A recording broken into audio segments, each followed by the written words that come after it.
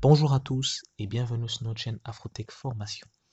Avant de commencer la vidéo d'aujourd'hui, j'aimerais d'abord vous remercier pour votre soutien, pour votre présence sur la chaîne et surtout pour vos nombreux partages.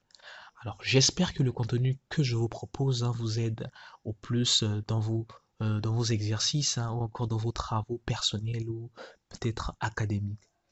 Donc, donc, vous trouverez là vraiment, ce sont des notions qui sont très importantes. Vous allez voir en fait une manière à moi de comprendre les choses, de faire les choses, d'implémenter en fait les choses. Et je pense que cela vous aiderait beaucoup. Alors, nous avons en face de nous un exercice en langage C comme d'habitude. Donc, nous allons donc utiliser lire l'exercice, puis encore faire notre schéma. Vous pouvez faire un algorithme, d'accord, un organigramme, ça dépend encore de la façon dont vous travaillez. Alors, on nous dit que un magasin de reprographie facture 10 francs, 10 francs les 10 premières photocopies, 9 francs les 20 suivantes, 8 francs au-delà. Donc, je recommence. Un magasin de reprographie facture 10 francs CFA les 10 premières photocopies, 9 francs les 20 suivantes et 8 francs CFA au-delà. Donc, écrivez un programme qui demande à l'utilisateur le nombre de photocopies effectuées et qui affiche la facture correspondante. Alors, déjà, nous allons voir des structures conditionnelles, qui seraient très intéressantes pour cet exercice. Donc, il existe plusieurs manières de le faire. Je vais vous proposer une manière assez simple de résoudre l'exercice. Déjà, je vais afficher le schéma pour vous pour que nous puissions l'examiner ensemble. D'accord? Donc, je suis là. Je suis donc ici. Alors, on va examiner pas à pas les données avec ce que nous avons établi ici. On nous dit donc de un magasin de reprographie facture 10 francs les 10 premières photocopies, 9 francs les 20 suivantes et 8 francs au-delà. Donc, ici, qu'est-ce que nous avons? Nous avons donc besoin de nombre de photocopies et en fait le montant finalement que la personne va payer. D'accord? Donc, ce sont les deux premières variables que nous allons déclarer.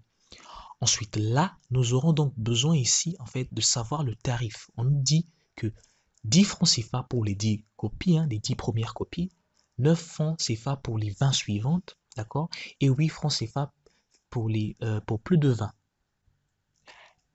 Ici, nous avons finalement nos détails que nous avons mis sur cette partie-là que vous pouvez bien voir. Alors, conformément à ces détails-là, nous allons donc écrire notre code C.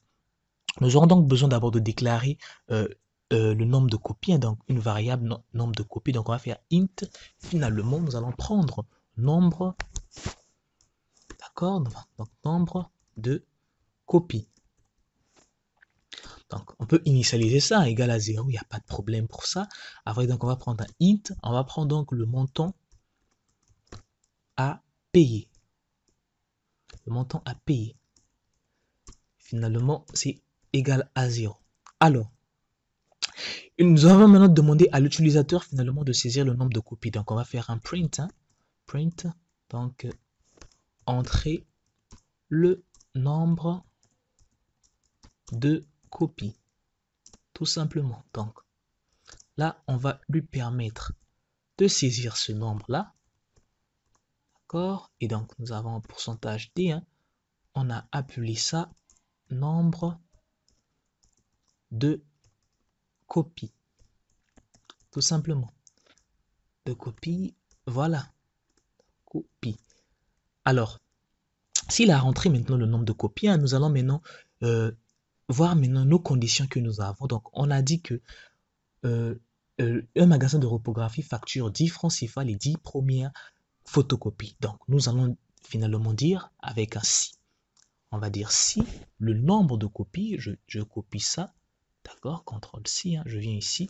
Si le nombre de copies est inférieur ou égal à 10, d'accord, parce qu'on nous a dit les 10 premières copies.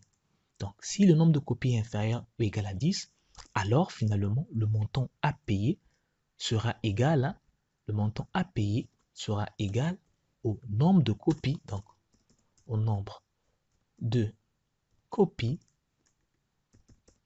que multiplie 10, tout simplement.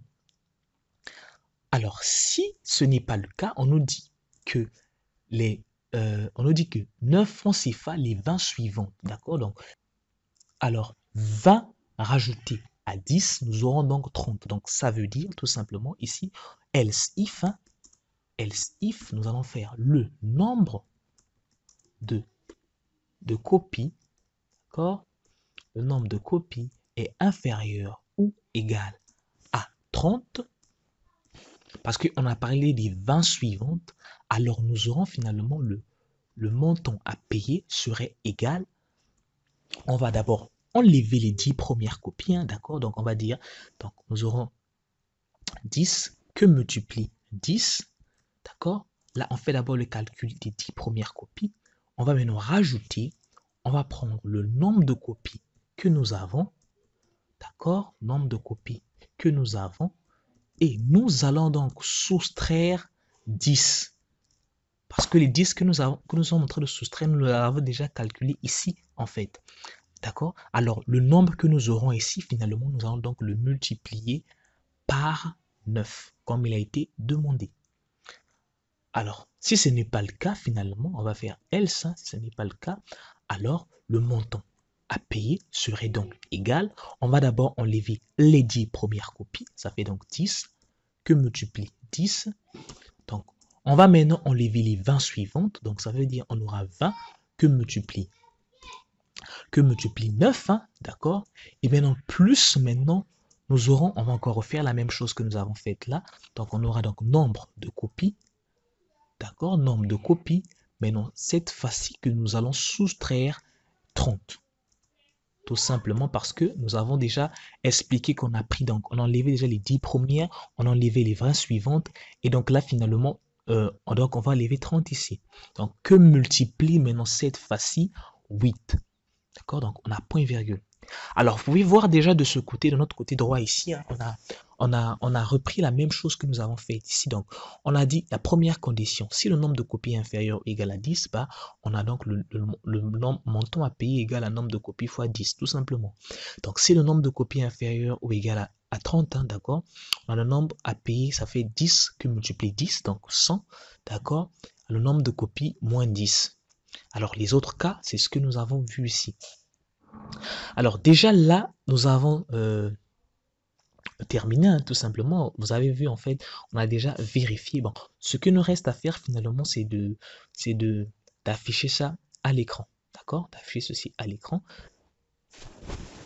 Déjà, on pouvait bien arranger ceci. On va dire donc, voilà, voilà. Je vais bien structurer ça, mon code, hein, pour que ce soit assez lisible. Donc, je vais dire donc print, afficher donc le montant. Donc, le montant à payer est finalement, donc on a pourcentage D, hein, on va ajouter ceci et je vais faire un petit retour à la ligne, hein, d'accord? Donc ceci, je peux le prendre. Donc ici aussi, je vais venir, je vais faire la même chose, hein, d'accord? Je suis là et je suis là, voilà. Sinon, je suis là et encore, je suis là. Voilà, donc je peux recopier ce texte-là pour qu'on puisse nous afficher en fait, voilà, le montant à l'écran, tout simplement. Voilà, donc déjà là, je peux enregistrer. Alors, vous voyez avec moi que nous avons terminé. Donc, ici, le pourcentage D ici, hein, je n'oublie pas, donc virgule, je ramène donc le montant à payer. Donc, j'ai CTRL V, hein, le montant à payer. Tout simplement, faut pas que... Voilà, je vais copier ceci, hein. Je vais venir ici, bah, je colle, je viens ici, bah, je colle, tout simplement.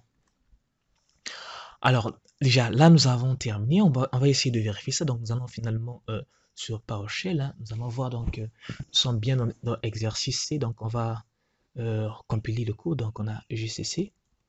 D'accord, ça s'appelle exercice, exercice bah, 3.c. Hein, d'accord. Et donc, on a notre tiré O.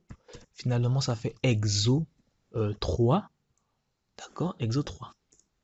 Et là, on vérifie si ça compile. Bah, ça a compilé. Donc, finalement, on a exo 3.